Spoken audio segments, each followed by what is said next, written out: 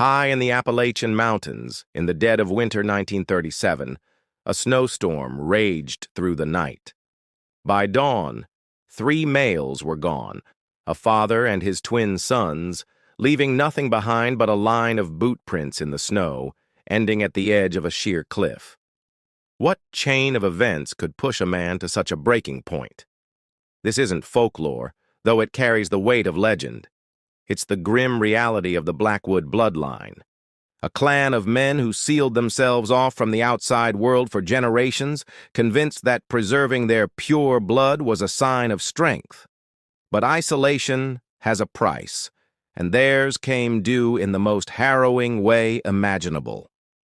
This is a journey into the darkest corners of heredity, pride, and secrecy, where loyalty to one's male kin collided with the unyielding laws of biology, and the results would haunt the mountains for decades.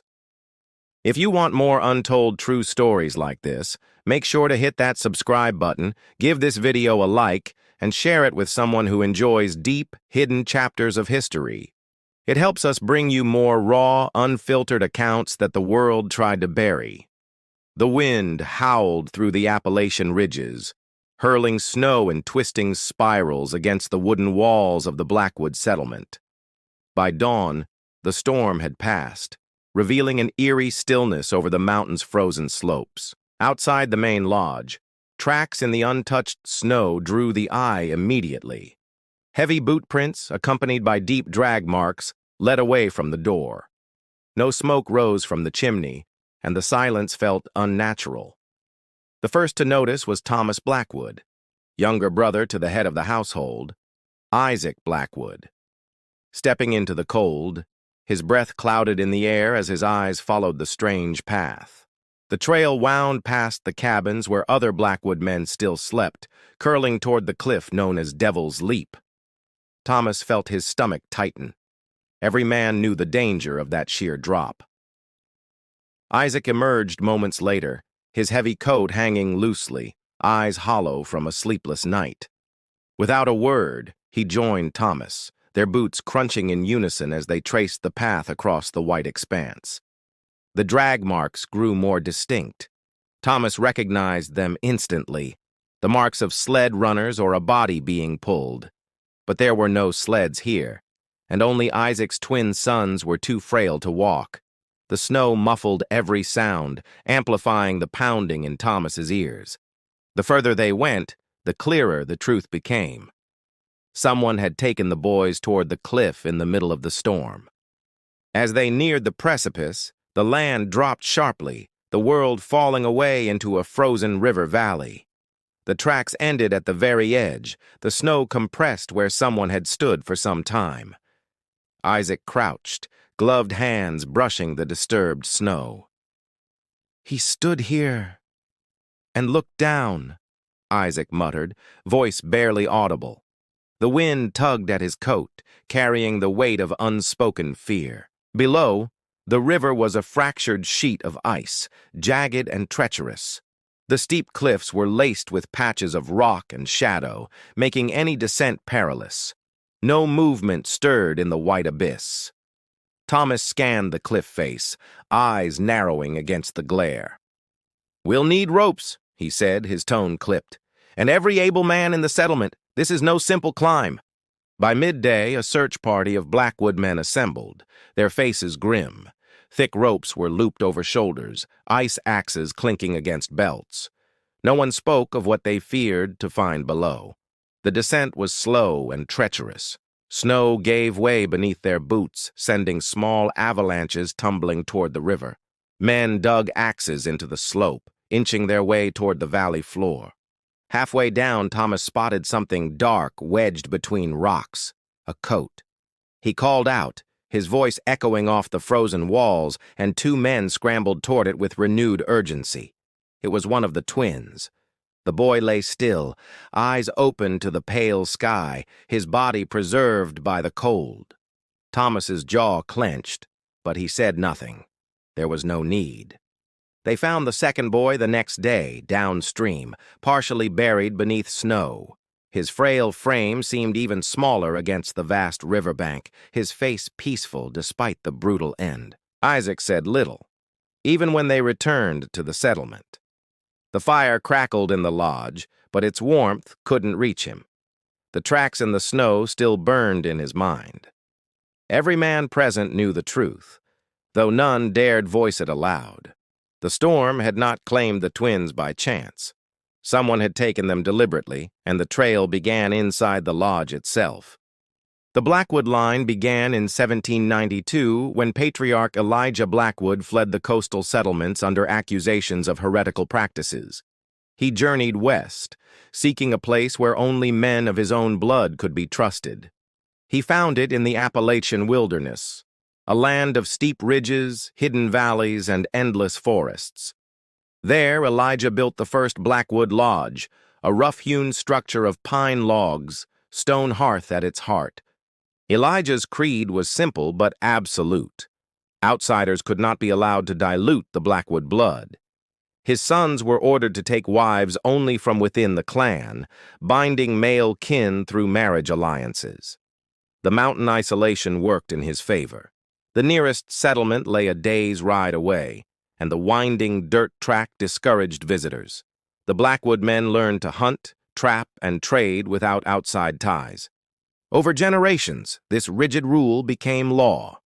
Uncles arranged matches between nephews and cousins' daughters, ensuring the blood remained pure. The men viewed it as strength, proof of loyalty to their patriarch's vision. By the mid-1800s, signs of the cost began to show. Blackwood boys were born shorter than average, some with weak eyesight, others with difficulty learning.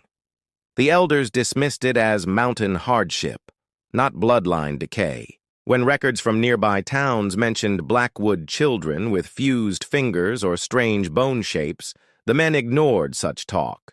To them, these traits were simply marks of their unique heritage, not cause for concern.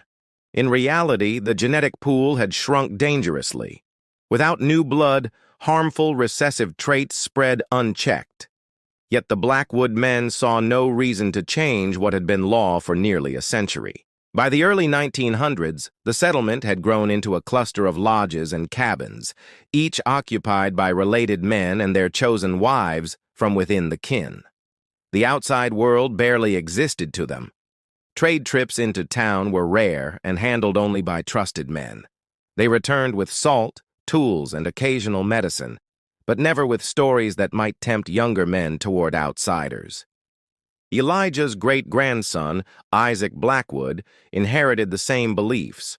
He upheld the marriage rules with iron resolve, arranging matches between male kin and forbidding ties beyond the bloodline. His word carried the weight of tradition. Isaac's brother, Thomas, was less rigid, but even he hesitated to question openly. Speaking against the rule meant challenging Elijah's ghost, and in the Blackwood Lodge that was no small defiance. The cycle continued.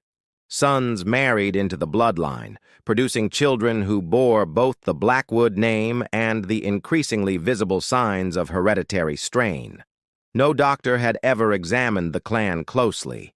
Isolation had hardened them. Every man was taught that outsiders would mock or exploit them if given the chance. Trust was reserved only for kin, and blood was the measure of worth.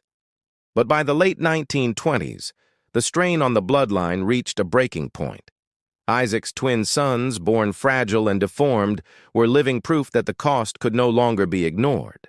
The lodge whispered about curses and ill omens, but Isaac clung to his creed.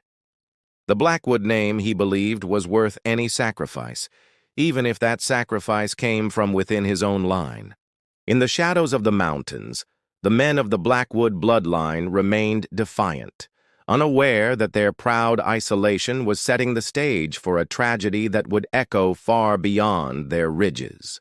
By the time the Great Depression tightened its grip, the Blackwood settlement stood untouched by industry or modern roads. The men carried on as always, bound by their ancestors' law and the traditions carved into every cabin beam. The pattern of close-kin unions among the men had repeated for 6 generations. Each marriage linked uncles, nephews, and cousins through the daughters of male kin, tightening the genetic circle with every passing decade. Men in nearby towns spoke in hushed tones about the Blackwoods, claiming strange features and ailments marked their sons. The Blackwood men ignored such talk, keeping their focus on hunting, trapping, and tending the highland fields. When the twins were born to Isaac, the signs were undeniable. Their skulls grew far larger than normal, their limbs remained frail, and their speech never came. Yet the Blackwood men swore loyalty to their own. No outside doctor examined them in their early years. Instead, older Blackwood men tried to care for them, building crutches, mixing herbal remedies, and carrying the boys between rooms when they couldn't move themselves. The truth was harsher than the men admitted. Recessive traits, hidden for generations, had combined, producing conditions none of them fully understood. The mountains kept their secrets, and so did the Blackwood Lodge. Harmful genetic patterns often need both a father's and a mother's line to carry them. In this settlement, both lines belonged to the same male blood, doubling the risk with each generation's union. The twins rarely left the lodge. Other men said they became restless when separated from each other, making strange sounds until reunited. Their bond was strong, though their bodies grew weaker year after year. By the time they were 8, their health was failing fast. Isaac carried them himself when needed, refusing to let other men intervene. It was both a duty and a silent confession of guilt. Winter in the Appalachians was brutal, and this one was worse than most. Food stores ran low, storms closed the mountain road, and even the most seasoned Blackwood men felt the cold gnaw through their coats. Inside the lodge, tensions simmered. Isaac grew quieter by the day, his eyes fixed on the twins as if searching for answers in their faces. Thomas noticed but knew better than to press. The men understood hard choices. In the past, mountain storms had forced them to sacrifice animals or even abandon cabins to survive. But this was different. This was blood, their own blood. One evening, a storm tore through the ridge, wind hammering the shutters, snow piling against the doors. Isaac sat near the fire, the twins beside him, their small frames wrapped in heavy wool. No man knows what passed through Isaac's mind that night. He left no written record, no confession. But by morning, the tracks in the snow told a story no one wanted to hear. Those tracks would lead Thomas and the other men to the edge of Devil's Leap. They would follow them in silence, knowing the price of isolation had finally been paid in full. The lesson came too late for Isaac's sons. In the Blackwood Lodge, the old belief in purity had taken its toll, leaving only sorrow carved into the snow. Still, some men clung to the creed. Others began to wonder if the bloodline could survive another generation unchanged, or if the mountains had claimed enough of their own. From the moment they were born, the twins bore the marks of the Blackwood curse. Their skulls bulged disproportionately, their limbs were thin, and their eyes seemed too far apart, unsettling even to hardened mountain men. Isaac, their father, refused to let any outsider lay eyes on them. Instead, elder Blackwood men crafted wooden supports to help them sit upright and carried them from bed to hearth as the seasons turned. They never walked unaided. Each attempt ended with them collapsing into the arms of whichever Blackwood man was nearby. Still, the men encouraged them, their voices low and steady, refusing to speak of hopelessness. Their speech never came. They made sounds, guttural, repetitive, which only Isaac and a few others seemed to understand. The bond between the brothers was uncanny, and no one could separate them without consequence. When apart, they cried out with piercing wails that echoed through the lodge. Isaac would rush to bring them together, and instantly the boys would calm, hands gripping each other as if life depended on it. By age 3, their bodies had not grown as expected. They remained small, frail, and bent, unable to climb the short stairs inside the lodge. Older Blackwood men carried them from floor to floor. Their bond extended beyond comfort. Some claimed the boys shared thoughts, reacting to events without words. A log falling in the hearth would make both turn their heads in perfect unison, eyes wide. The Blackwood men, steeped in tradition, spoke of this as a gift of the bloodline, not a symptom of disease. Admitting weakness was never part of the creed Elijah Blackwood had set. By age 5, seizures began. Isaac held the boys in his arms during each episode, murmuring words known only to the men of the lodge. Other men fetched water and held lanterns through the night. Their condition worsened in winter. The cold stiffened their limbs, and breathing became labored. Isaac often kept them wrapped in furs, sitting close to the fire while other men hunted or cut wood outside. Though frail, the boys seemed aware of the lodge's rhythms. They responded to the sound of boots at the door, to the deep voices of uncles and cousins returning from the hunt. Isaac rarely left their side. He ate with them, slept near their bed, and carried them outside only in the mildest weather. The rest of the time, the boys saw only the inside of the lodge. The other men respected Isaac's devotion, though some whispered doubts about the wisdom of keeping the twins hidden. Without outside help, their decline seemed inevitable, no matter how strong the bond between them. By age 7, their spines had begun to twist. One brother leaned left, the other right, their deformities mirroring each other. Isaac adjusted their chairs, carving new supports to keep them upright. The winter of 1937 was relentless. Snow piled high against the walls, trapping the men inside for days. Isaac grew gaunt, as though the struggle was draining not just his strength, but his will. The boys grew restless, agitated by the confinement. Their strange cries filled the lodge, testing the patience of even the most stoic Blackwood men. Isaac's eyes darkened with something unspoken. By January's end, the lodge had fallen silent. The twins were gone, and Isaac with them. Only the tracks in the snow remained, a silent testament to a burden no man could bear forever. The storm arrived without warning, sweeping down the ridge with a force that rattled the shutters of every Blackwood cabin. Snow piled quickly, burying paths and fences until the world became a white, airless prison. Inside the main lodge, the air was heavy. Isaac sat by the fire, his twin sons wrapped in furs beside him. Their shallow breaths and occasional tremors echoed in the stillness between gusts of wind. Thomas entered quietly, shaking snow from his coat. He studied Isaac's hollow gaze and the unmoving boys. No words passed between them.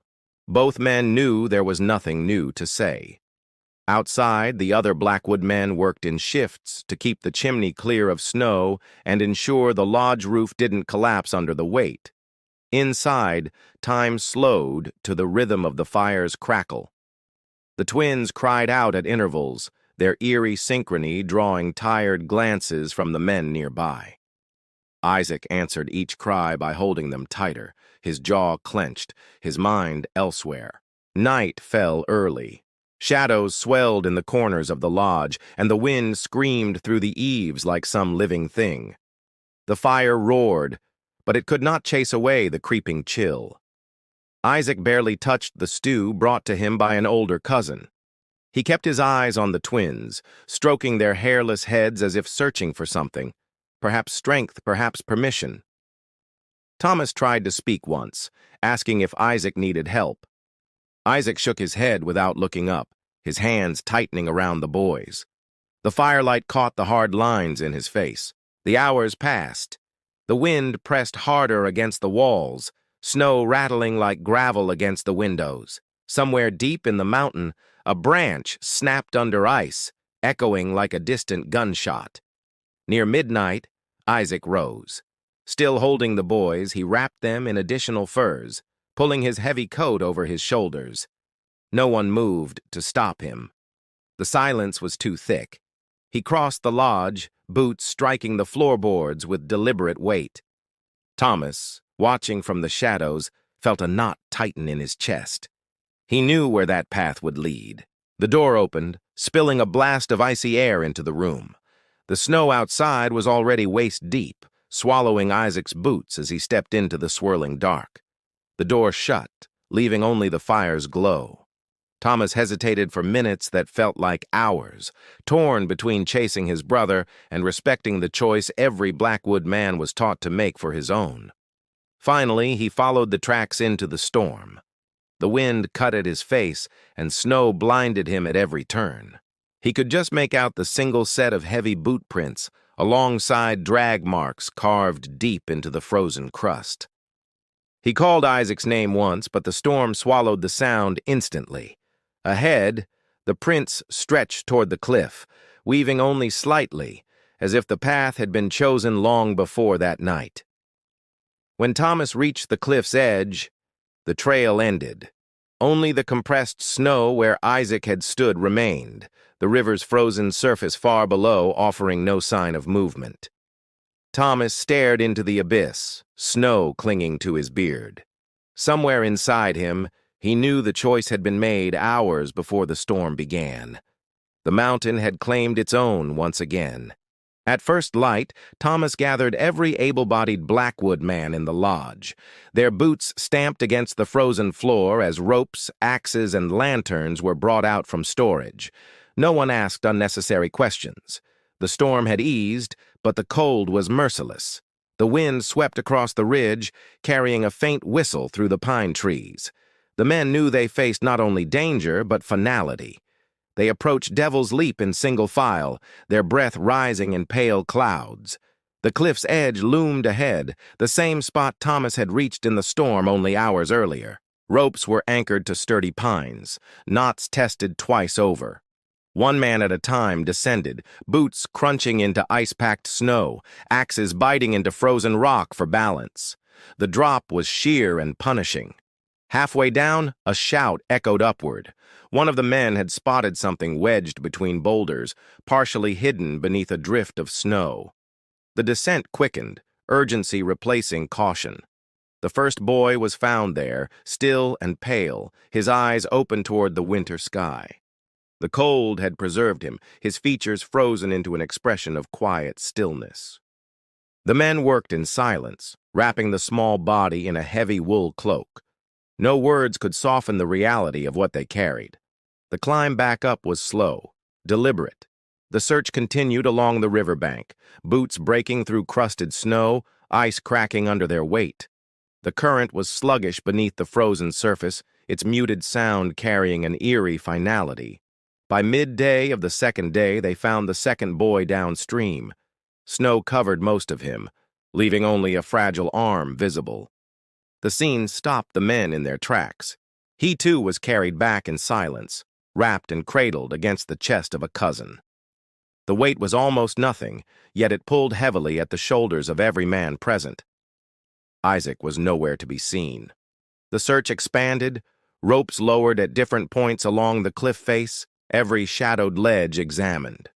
The cold gnawed at their fingers and cheeks, but they pressed on. On the third day, one of the men spotted a dark opening 20 meters below the rim, a shallow cave hidden from above unless viewed from the side. Lowered by rope, 2 men entered the cave. There, lying on the frozen ground, was Isaac. His coat was stiff with frost, his body curled protectively as if still holding the boys.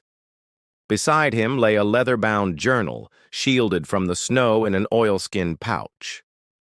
Thomas took it silently, knowing it contained the final words of a man pushed beyond all endurance. The climb back to the surface was slow. The men spoke little, each step up the rope a reminder of what they had lost, and of the mountain's unforgiving nature. Back at the lodge, the boys and their father were laid out before the fire. The journal was placed on the table, its pages unopened. The men would face its truth together. As the wind howled outside, the Blackwood men sat in silence, their grief unspoken but understood. Devil's Leap had taken 3 of their own, and the tracks in the snow would haunt them forever. 8 months after the tragedy, a young physician named Dr. Robert Carlson arrived in the nearest mountain town under a federal program to bring medical aid to remote male communities cut off from modern care. Carlson soon heard whispers about the Blackwood man, strange illnesses, unusual appearances, and the recent loss of a father with his twin sons. At first, he dismissed it as exaggerated mountain gossip. While treating pneumonia in an elderly trapper named Samuel Patterson, Carlson heard a first-hand account. Patterson spoke plainly of the Blackwood's generations of marrying within their own male kin and the toll it had taken. Carlson's curiosity became resolve. "If what you say is true, this is a medical crisis," he wrote in his notes. "It is also a tragedy that might have been prevented with knowledge and outreach." His first contact came through Thomas Blackwood, who occasionally visited town for supplies. Carlson approached with respect, offering conversation rather than judgment, slowly earning the trust of the quiet, watchful mountain man. Over months, Thomas agreed to bring younger male relatives for free checkups. Carlson examined 17 boys. 14 showed some physical or cognitive anomaly: fused fingers, underdeveloped jaws, severe strabismus, hearing loss, or marked intellectual delay. Carlson documented everything. "These patterns are consistent with prolonged inbreeding," he wrote. "Harmful recessive genes, harmless in a broader population, have been concentrated until their effects are devastating to each new male born." Through parish ledgers and oral accounts, Carlson reconstructed the Blackwood lineage, confirming 7 generations of unions within the same male kin. In 2 cases, uncles had married nieces from within the settlement. Medical science in 1937 lacked genetic mapping, but Carlson's observations were meticulous. He charted family traits, noting which conditions appeared more often as the generations progressed, building a living record of the bloodline's decline. Gaining Isaac's trust had been impossible before his death. But in 1939, Thomas arranged a meeting between Carlson and Isaac's surviving brother, who finally agreed to speak of the twins and their father. The man's voice was quiet as he described the boys, their frailty, their bond, their mirrored deformities. "They had my brother's eyes," he said, "and they were ours, no matter the cost." Carlson explained the principles of heredity, how 2 carriers of the same harmful gene can produce sons with severe conditions. The man listened, his face drawn, and finally said, "Too late for us, not for others." That was the opening Carlson needed. He began speaking to younger Blackwood men about marrying beyond their own bloodline, emphasizing strength, survival, and the duty to protect future sons from the same fate. Slowly, alliances formed. Some men agreed to meet outsiders from neighboring towns. Others sought medical advice before taking a wife, something unheard of in the lodge's long history. Carlson's work spread beyond the Blackwoods. He found other isolated male settlements with similar patterns, applying the same careful, respectful approach that had begun to work in the mountains. By the early 1940s, change was visible. New marriages brought in fresh blood, and the next generation of Blackwood boys showed fewer and milder anomalies than those before them. Carlson's notes would become a landmark study, but to the men of the mountains, his real legacy was simpler. He had listened when others only judged, and in doing so, he had opened a path forward. The years after Carlson's arrival brought slow but steady change. Roads were improved, and the journey from the Blackwood settlement to nearby towns shortened. Isolation loosened its grip, though the mountains still guarded their secrets. World War II drew many young Blackwood men into service. They returned with stories, new skills, and in some cases, wives from far beyond the ridge. The bloodline began to mix for the first time in generations. The effects were measurable. Boys born in the 1940s and early 1950s showed stronger builds, clearer speech, and sharper minds. Carlson documented the decline of severe anomalies as proof that change was working.